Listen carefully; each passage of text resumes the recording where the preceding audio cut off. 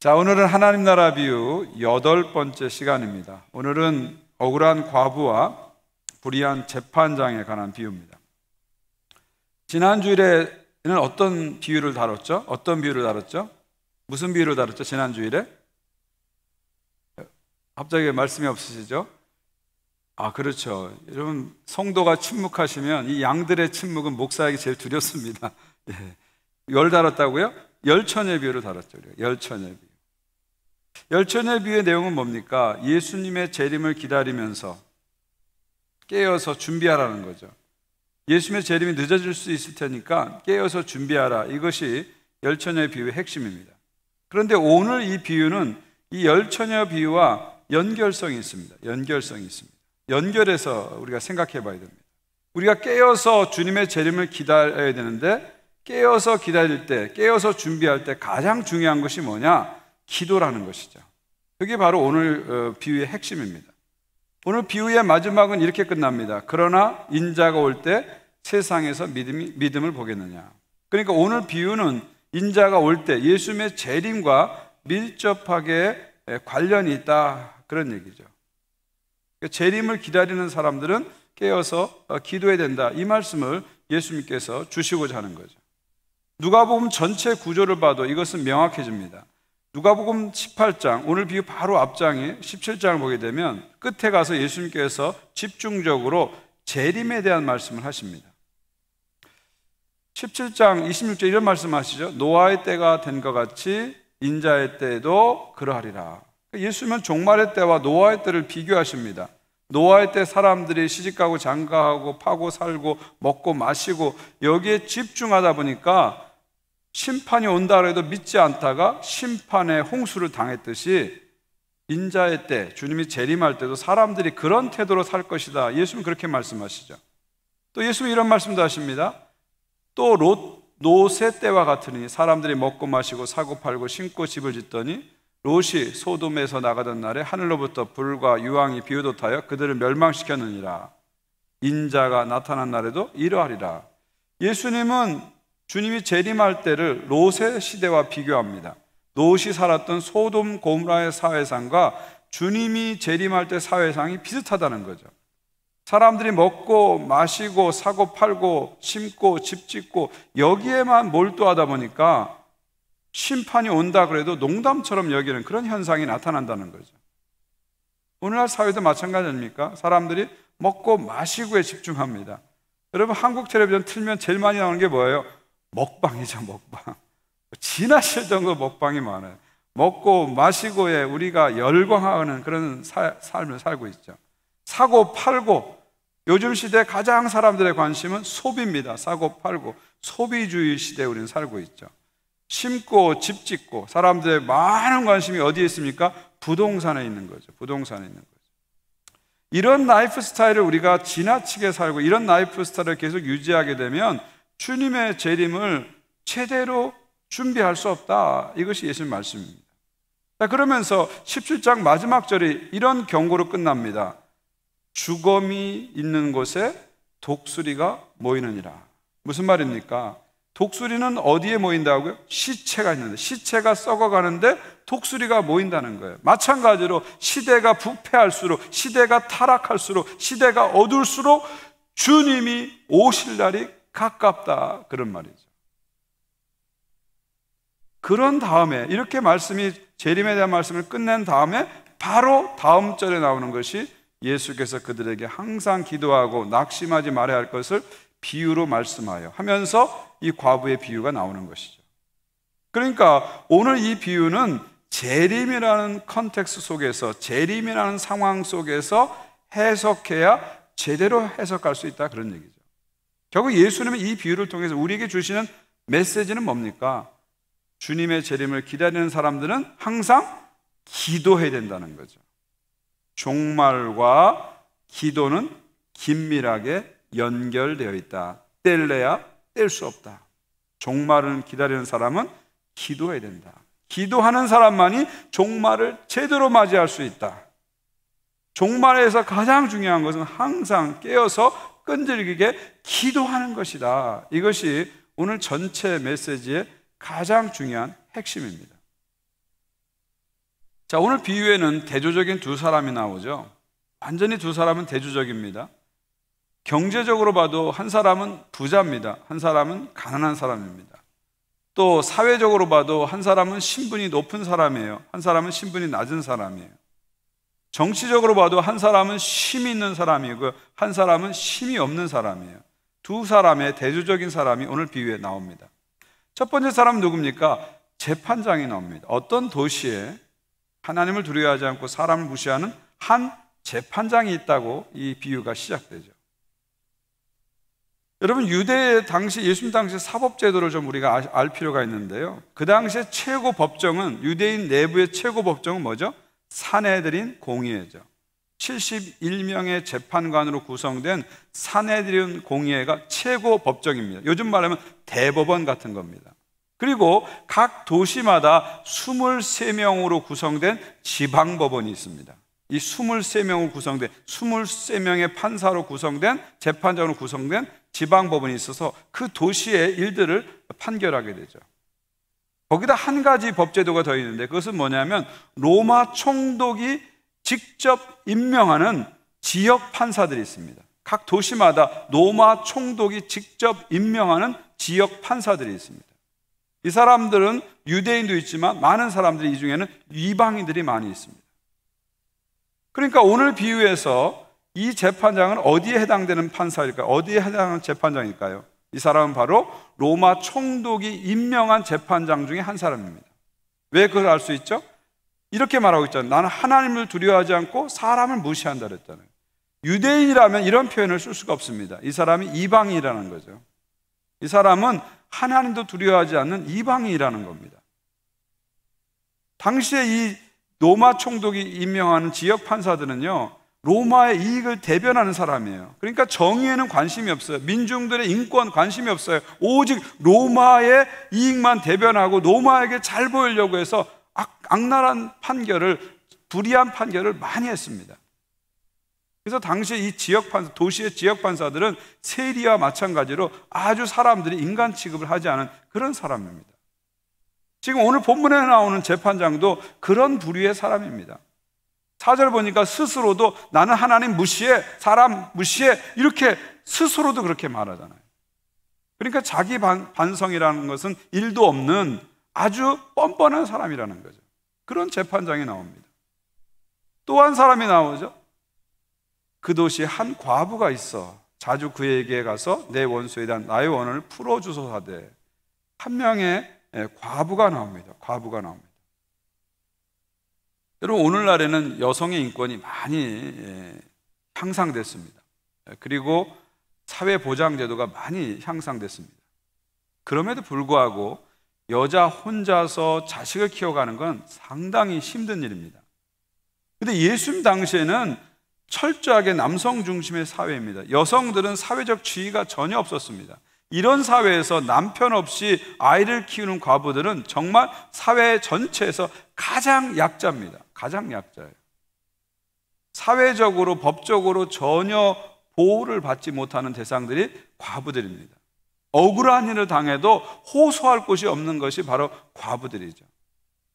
그래서 성경은 이 과부들을 변호해줘라, 과부들을 보호해줘라, 과부들을 돌보아줘라, 그런 얘기를 많이 하는 겁니다. 자, 그런데 이 과부가 억울한 일을 당했어요. 사기를 당한 거죠. 일종의 사기를 당한 거죠.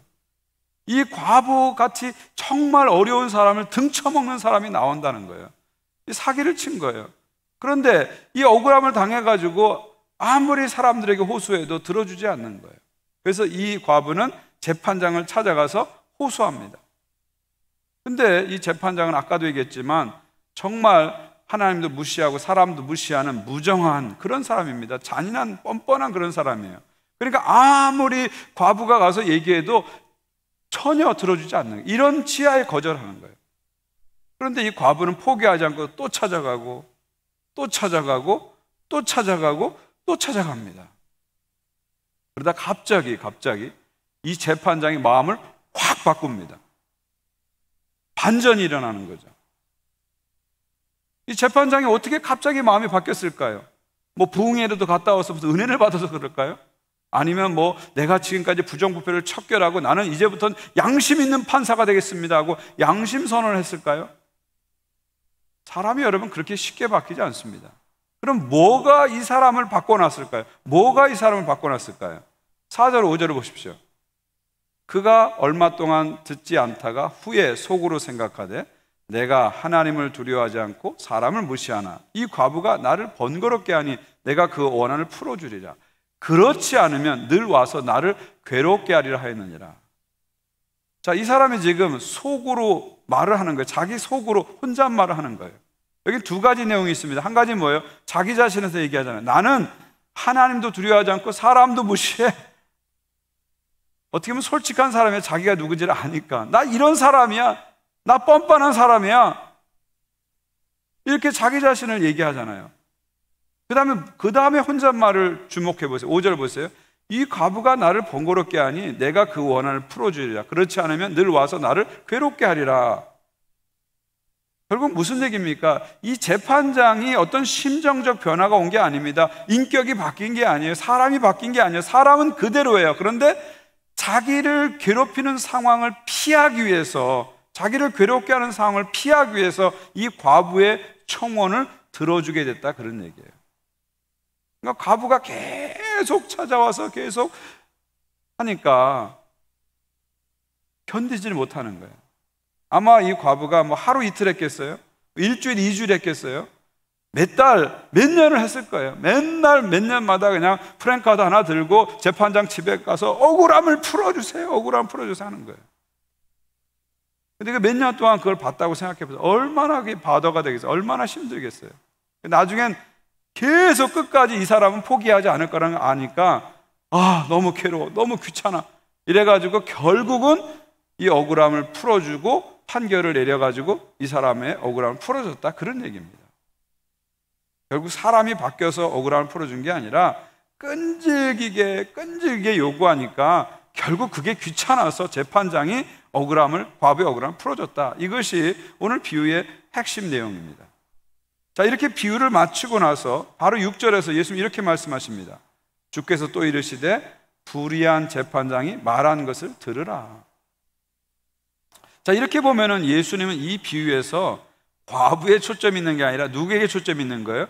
불의한 재판장에게 초점이 있는 거예요. 불의한 재판장을 통해서 뭔가를 말씀하시고자 하는 의도가 예수님에게 있다는 것을 볼 수가 있습니다. 자, 그러면 불의한 재판장을 통해서 뭘 말씀하기 원하실까요? 그 다음 마지막 7절 8절 보시죠. 하물며 하나님께서 그 밤낮 부르짖는 택한 자의 원한을 풀어주지 아니하겠느냐? 그들에게 오래 참으시겠느냐? 내가 너에게 이르노니 속히 그 원한을 풀어주리라. 그러나 인자가 올 때 세상에서 믿음을 보겠느냐 하십니다. 하물며라는 단어를 쓰고 있죠. 무슨 얘기입니까? 이 인격이 정말 망가진 사람, 완전히 인간 말종인 재판장도 과부가 와서 끈질기게 요구하니까 들어줬는데 하물며 하물며 좋으신 하나님께서 성도들이 밤낮 부르짖는데 그 원한을 안 풀어주겠느냐? 이게 예수님의 메시지의 핵심입니다. 이 하물며라는 단어가 되게 중요하죠. 영어로 how much more. 이 하물며라는 단어가 되게 중요합니다. 이건 예수님께서 자주 쓰는 이야기 방식입니다. 저급한 사람을 하나 등장시켜 놓고 그 다음에 하나님 얘기를 하는 이런 방식입니다. 그러니까 저급한 사람도 이렇게 해주는데 거룩한 하나님께서 안 해주겠니? 이렇게 설득하는 게 예수님의 방식입니다. 저는 이것을 제 나름대로 이 예수님의 방식을 나쁜 놈 비유라고 이렇게 설명하고 싶어요. 나쁜 놈 비유다. 이렇게 나쁜 놈도 이렇게 하는데 좋으신 하나님께서 안 해주겠니? 왜 못 믿니? 이게 예수님의 메시지의 핵심이죠. 이런 표현들이 복음서에는 여러 번 나옵니다. 예를 들면 마태복음 7장 9절 10절 보십시오. 너희 중에 누가 아들이 떡을 달라는데 돌을 주며 생선을 달라는데 뱀을 줄 사람이 있겠느냐?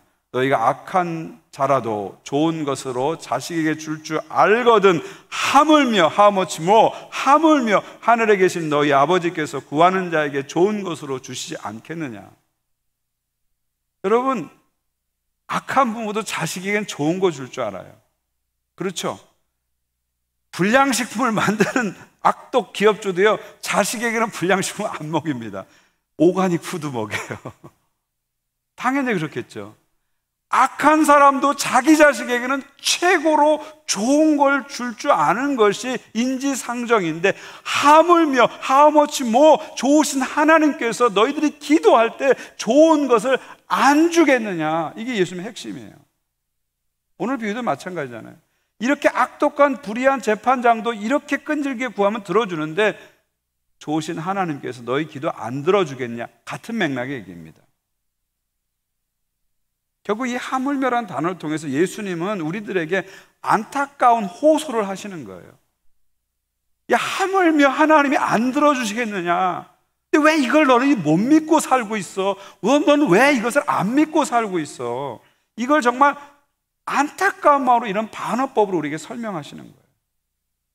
세상에 가장 나쁜 놈도 이렇게 해주는데 좋으신 하나님이 기도하는데 안 들어주냐? 왜 이걸 못 믿어? 왜 기도 안 해?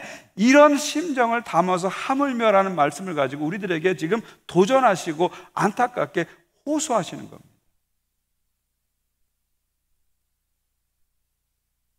결국 예수님은요, 우리에게 분명하게 말씀하시는 거예요. 기도는 반드시 응답된다는 거예요. 기도하면 하나님은 반드시 좋은 것을 주신다는 거예요. 왜 그걸 못 믿냐 하는 거예요, 우리들한테. 그것을 우리에게 말씀하시는 거예요. 물론 우리가 기도하면은요, 우리가 생각된 대로 응답되지 않을 때도 있어요, 사실. 그럴 때 있잖아요. 내가 이렇게 기도했는데 이렇게 안 될 때가 있잖아요. 또 내가 막 시간이 촉박해서 꼭 필요한 기도를 막 했는데 그 타이밍에 그때 기도가 응답 안 될 때도 있어요. 안 될 때도 있어요. 심지어 어떤 경우에는 기도를 아무리 했는데 절벽에다가 계란 던지는 것 같고 깜깜한 밤에 혼자 중얼거린 것 같은 그런 느낌이 들 때가 있어요. 하나님이 안 들으시는 것 같아요. 하나님 귀가 먹으신 것 같은 그런 느낌을 받을 때도 실제로 우리 있습니다, 기도 생활에서.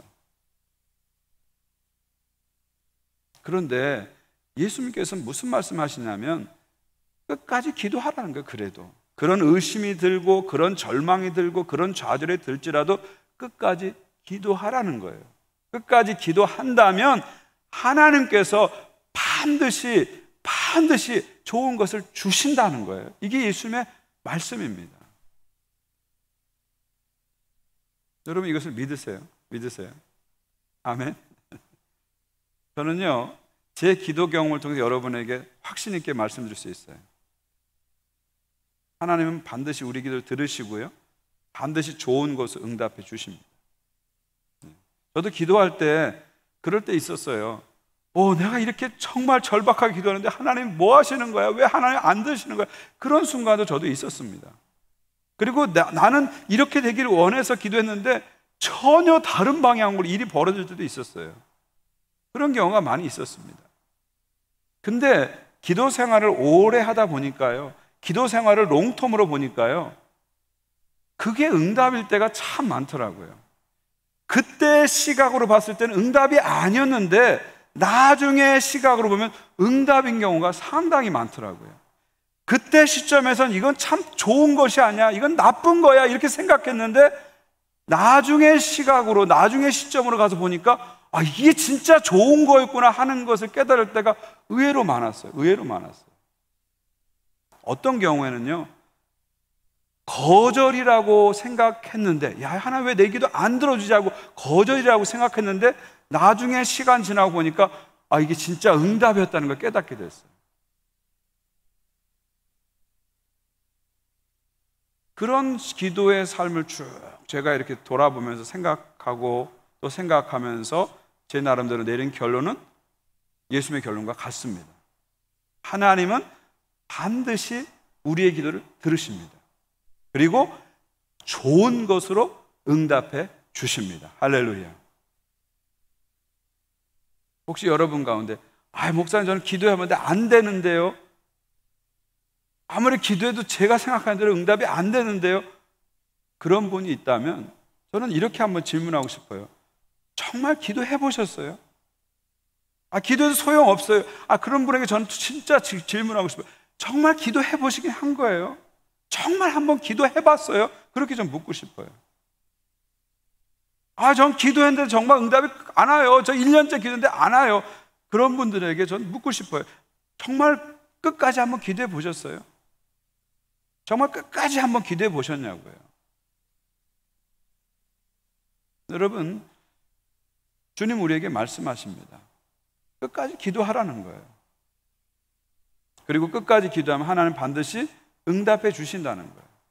지금 내 시점에서, 내 시각에서 결론 내리지 말라는 거예요. 내 시점에서, 내 시각에서 응답이 안 됐느니 나쁜 거니 좋은 거니 결론 내리지 말고 끝까지 주님의 선하심을 믿고, 하물며 아버지께서 안 주시겠는가, 나를 사랑하는 하늘의 아버지께서 하물며 안 주시겠는가, 그 믿음 갖고 나가라는 거예요. 그러면 하나님께서 반드시 좋은 것으로 응답해 주신다는 거죠. 이게 주님의 약속입니다.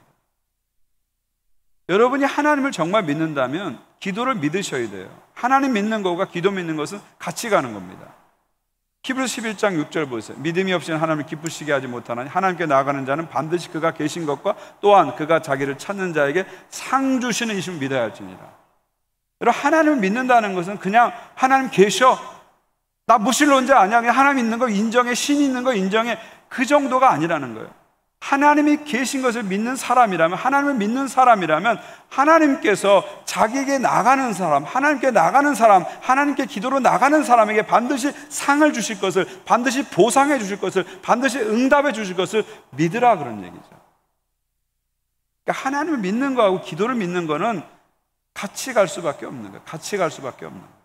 정말 내가 하나님을 믿는다면 기도의 응답을 믿으라는 겁니다. 반드시 하나님이 좋은 것으로 응답해 주실 것을, 보상해 주실 것을 믿으라는 거예요. 그 믿음이 있어야 우리가 진정으로 하나님을 기쁘시게 할 수 있는 겁니다. 이 기도가 우리에게 있기 때문에 우리가 어떤 상황 속에서도 절망하지 않는 거예요. 낙심하지 않는 거예요. 좌절하지 않는 거예요. 왜요? 우리 크리스찬들에게 삶은 열려져 있기 때문에 그래요. 우리는 닫힌 삶을 사는 사람이 아니에요. 열린 삶을 사는 겁니다. 우리의 삶은요, 하나님의 미래와 연결되어 있고 열려져 있습니다. 우리의 삶은 하나님의 희망과 하나님의 승리로 연결되어 있고 열려져 있습니다. 닫힌 삶이 아니라니까요. 끝이 막혀가지고 어디로 갈지 모르는 그런 삶이 아니라 우리의 삶은 최종적으로, 궁극적으로 하나님의 미래와 하나님의 승리로 연결되어 있어요. 연결되어 있어요. 그러니까 연결되어 있기 때문에 우리는 어떤 상황 속에서도 좌절하지 않는 겁니다. 실망하지 않는 거예요. 낙심하지 않는 거예요. 그런데 여러분, 그 하나님의 미래가 우리에게 그냥 오지 않는다는 거예요. 그 하나님의 열려진 미래가 우리에게 기도를 통해서 오는 겁니다. 기도를 통해서. 우리의 삶이 하나님의 미래로 열려져 있는데 그 열려진 미래가 기도라는 길을 통해서 우리에게 오는 것입니다. 그래서 우리는 기도하기 때문에 절망하지 않고 낙심하지 않는 거예요. 여러분, 차가 다니는 길을 뭐라 그래요? 차도라 그러죠. 사람이 다니는 길은 뭐라 그래요? 인도라 그러죠. 하나님이 다니는 길은 뭐라 그래요? 기도라고 합니다. 하나님은 기도라는 길을 통해서 우리에게 오십니다. 하나님이 이미 승리하셨고 장차 반드시 승리하실 그 하나님의 승리, 하나님의 희망, 하나님의 미래가 기도를 통해서 우리에게 오는 거예요. 그러니까 기도하는 사람은 그래서 답답하지 않는 거예요. 기도하는 사람은 낙심하지 않는 거예요. 왜요? 삶이 열려져 있기 때문에. 근데 기도가 없는 사람은요, 이게 끝인 줄 알아요. 이게 전부인 줄 알아요. 그러니까 거기에 낙심하고 주저앉고 결론을 내려버리는 거예요. 그러나 기도하는 사람은 어떤 절망이고 어떤 어려움이 와도 삶이 하나님의 미래를 향해서 열려져 있기 때문에 끝까지 나가는 거예요. 그 하나님의 미래를 향해서 끊임없이 나가는 거예요. 이것이 우리에게 주신 하나님의 놀라운 승리의 말씀입니다. 사랑하는 성도 여러분, 예수님 말씀 그대로 우리 믿읍시다. 하물며 하면서 이렇게 안타깝게 얘기하시는 예수님 말씀 이제 우리 좀 믿어줍시다. 이제는 오죽해서 하나님, 예수님께서 하물며 하나님이 이렇게 주시는데 왜 안 믿고 왜 기도 안 하냐고 이렇게 간절히 호소하시겠어요. 이제는 우리 예수님 말씀 그대로 믿읍시다. 그리고 기도하세요. 기도하세요. 삶이 답답하세요? 기도하세요. 삶이 막혀 있다고 생각해서 기도하세요. 기도하면 삶이 뚫리는 겁니다. 기도하면 문이 열리는 거예요. 열리는 거예요. 지금까지 기도하는데 안 됐다고 생각하시면요, 거기서 끝내지 마시고 조금 더 기도하세요. 조금 더 기도하세요. 한 번 더 기도하세요. 지금까지 기도 안 된다고 생각하면 기도 시간 10분 늘리세요. 30분 늘리세요. 기도하니까 안 돼. 여기서 멈추지 말고 오히려 시간을 늘리세요. 한 번 더 기도하세요. 아프리카 어느 부족은요, 기우제만 드리면 이렇게 비가 온대요. 기우제만 드렸다면 비가 온대요. 왜 그런지 아세요? 비가 올 때까지 기우제를 드리기 때문에 그렇다는 거예요. 끝까지 기도하세요. 결론은 하나님이 여러분이 내리시는 게 아닙니다. 끝까지 기도하세요. 주님의 선하심을 믿고 하물며 응답하시는 좋으신 하나님 믿고 끝까지 기도하세요. 그 기도를 통해서 여러분은 하나님의 미래를 향해서 나가게 될 것입니다. 하나님의 승리를 향해서 나가게 될 것이에요. 하나님의 희망을 향해서 나가게 될 것입니다. 그런 끈질긴 기도 여러분 안에 있기를 주의 이름으로 축원드립니다. 마지막 한 가지요. 오늘 마지막 절 한번 다시 한번 보실 필요가 있어요. 8절 보시면 내가 너에게 이르노니 속히 그 원을 풀어주리라. 그러나 인자가 올 때 세상에서 믿음을 보겠느냐. 자, 예수님은 오늘 기도의 이야기를 어디로 연결시켜요? 종말과 연결시키죠. 그러나 인자가 올 때 세상에서 믿음을 보겠느냐. 그럼 예수님이 우리에게 기도하라고 하셨는데 언제까지 기도하라는 거예요? 인자가 올 때까지, 예수님이 재림할 때까지 기도하라, 그런 얘기입니다. 그러니까 우리의 기도는 어떤 기도가 되어야 돼요? 종말론적 기도가 되라는 거예요. 종말론적 기도. 예수님의 종말, 예수님의 재림을 바라보면서 종말론적 기도를 드리라는 거예요. 정말 종말을 기다린다면, 정말 주님의 재림을 기다린다면 그때까지 끝까지 기도하라는 거예요. 과부의 청혼을 재판장이 들어줬듯이 우리가 밤낮 부르지만 하나님께서 마침내 응답해 주신다는 거예요. 그리고 최종적으로 이 땅에 오셔서 성도들의 억울함과 핍박과 아픔과 상처를 씻어주시고 새하늘 새 땅을 이루어 주신다는 거예요. 그걸 바라보고 그때까지 기도하라는 겁니다.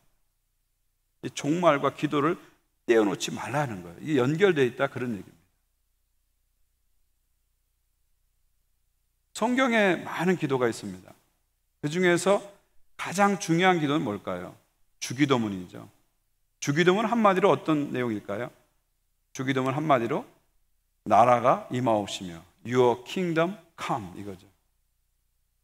무슨 얘기예요? 주기도문 한마디로 종말론적 기도예요. 하나님 나라가 임하옵소서, 이게 주기도문의 핵심입니다. 종말론적 기도입니다. 또 성경을 보게 되면 많은 기도가 나오는데 마지막으로 나오는 기도가 있어요. 성경의 마지막 장 요한계시록 마지막 장 22장 끝에 나오는 마지막 기도가 있죠. 그게 뭐죠? 주 예수여 어서 오시옵소서. 마라나타 기도죠. 성경의 가장 중요한 기도도 종말론적 기도고요, 성경의 마지막 기도도 종말론적 기도라는 거죠. 이건 무슨 말을 하는 겁니까? 기도는 결국 종말론적 성격이 있다는 거예요. 여러분이 드리는 기도가 결국 어디를 향해서 가야 돼요? 가장 중요한 기도인 주기도문을 향해서 가야 되는 겁니다. 여러분의 기도가 결국 어디를 향해서 가야 돼요? 마라나타, 이 마지막 기도를 향해서 가야 됩니다. 하나님께서는 여러분의 기도를 이 주기도문을 이루는 데 사용하시는 거예요. 여러분들의 간구를 이 마지막 기도가 응답되는 쪽으로 지금 사용하고 계신 거예요. 때로는 내가 생각한 대로 응답 안 될 수도 있어요. 때로는 내가 생각한 때에 응답 안 될 수도 있어요. 그러나 하나님께서는 반드시 여러분의 간구와 기도를 모아서 주님의 기도가 응답되는 방향으로 사용하시는 겁니다. 이 마지막 기도, 주 예수의 어서 오셔서 이 종말론적 기도가 응답되는 쪽으로 사용하시는 거예요. 그러니까 우리가 기도하는 것은 절대 땅에 떨어지지 않고요, 하늘로 올라가는 거죠. 그래서 그 기도를 통해서 하나님 나라가 이 땅에 이루어지고 주님이 오시게 되는 겁니다. 할렐루야. 그러니까 모든 기도는 종말론적 기도를 해야 된다, 그런 얘기죠. 언제까지 기도해야 된다고요? 주님 오실 때까지. 주님 오실 때까지. 정말 주님의 재림을 깨어서 맞고 싶으세요? 기도하십시오. 다른 거 없어요. 항상 기도하셔야 돼요. 내 인생의 마지막 순간에 주님 앞에 제대로 서서 주님 맞이하고 싶으세요? 다른 거 없습니다. 항상 기도하세요. 항상 기도하세요. 항상 기도하세요. 그것이 주님께서 지금 우리에게 주시는 가장 중요한 메시지입니다. 과부처럼 기도하라. 어떻게 기도하는 게 과부처럼 기도하는 거예요? 끈질긴 기도. 이게 과부처럼 기도하는 겁니다. 어떻게 기도하는 게 과부처럼 기도하는 거예요? 종말론적 기도하는 거예요. 이게 과부처럼 기도하는 겁니다. 주님께서 끝내 승리할 것을 믿고 끝까지 기도하는 것, 이것이 바로 과부처럼 기도하는 것이죠. 우리 주님께서는 이런 기도가 여러분 가운데, 성도 가운데 있기를 간절히 원하십니다. 오늘 마지막 절은 이렇게 끝납니다. 비유를 다 말씀하시고 이런 질문 하나 딱 던지면서 예수님 말씀 마치시죠. 그러나 인자가 올 때 세상에서 믿음을 보겠느냐. 예수님 다시 재림할 때 성도들 가운데서 정말 믿음이 있는 걸 보겠느냐, 성도들 가운데 정말 기도를 믿고 기도하는 사람이 얼마나 있겠느냐, 이런 질문을 턱 던지면서 예수님의 이야기를 끝내버리십니다. 열린 결말, 오픈 엔딩으로 끝내버리시죠. 왜 이렇게 하셨을까요? 그 이유는 이 모든 말씀을 통해서 여러분들이 생각해 보라는 거예요. 여러분 자신을 생각해 보라는 거예요. 여러분의 기도를 생각해 보라는 것입니다. 저도 오늘 설교를 마치면서 여러분에게 질문을 던지면서 설교를 맺고자 합니다. 여러분은 지금 믿음이 있으세요? 여러분은 지금 기도를 정말 믿고 계십니까?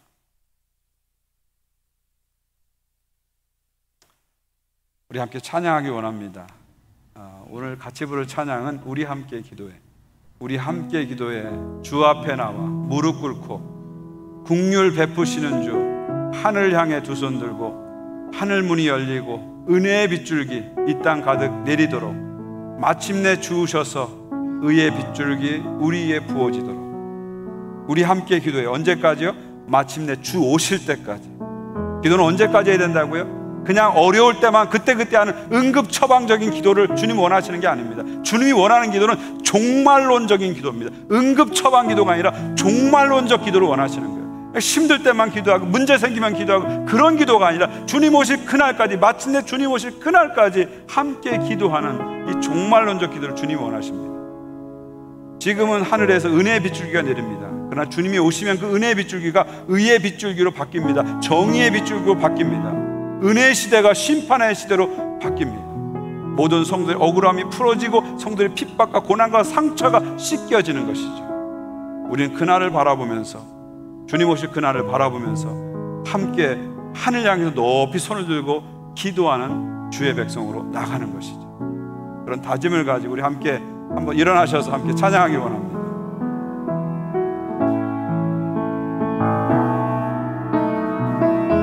우리 함께 기도해.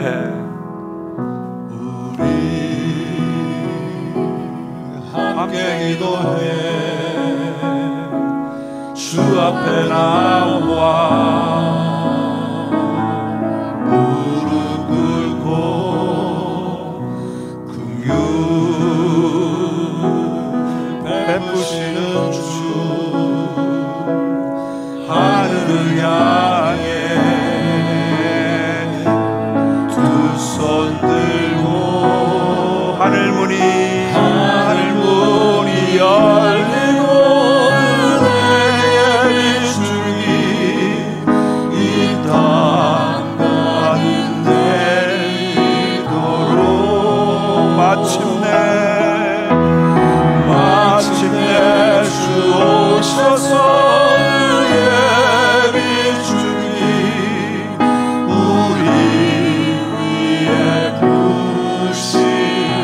우리 함께 기도해.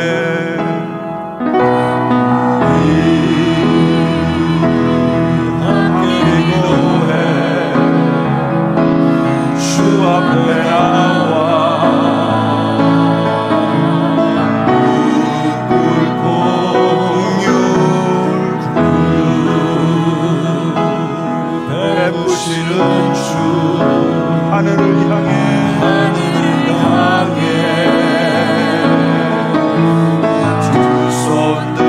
하늘 문이 열리고